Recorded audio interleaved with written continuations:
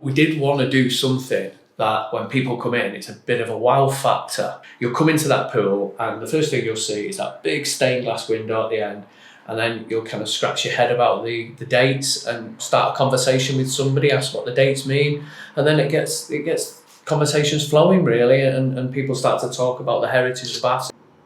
I suppose in many ways it's kind of the cherry on the cake of the refurbishment. It's a relatively small thing, but we think it's really important.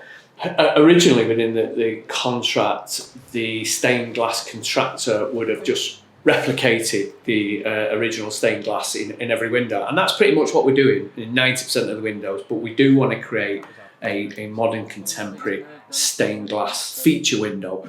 There are no photographs or original designs of how the big window over the pool would have looked, so we thought that would be a great window to utilise for a new modern contemporary interpretation of stained glass, which is our generation's kind of mark on the building. So we've had an artist draft up 3 different designs for that window, and then the final design is called the Pride of Manchester, the People's Choice.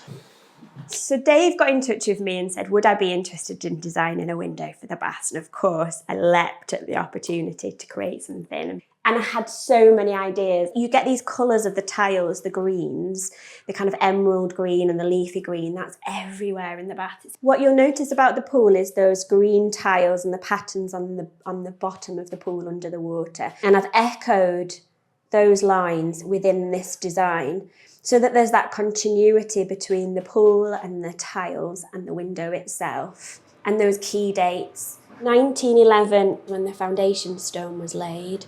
1913 is when the bath was first built. 2015 is when the community took over the baths. And 2023, because that's when the window was created, and it's the end of the big regeneration project. And the regeneration team put a big post out on social media asking for ideas, asking for input, what should be on this window. And the thing that came again and again and again was the bees. Having worked with children of Withington and families within Withington, it's a group of people who work hard, who come together, who unite over causes. And so for me, that bee represents not only Greater Manchester, but also this wonderful community of Withington right here.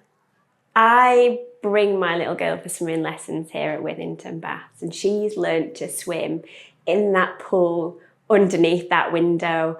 And I honestly cannot describe the pride that my design is up there and will be up there for generations to come.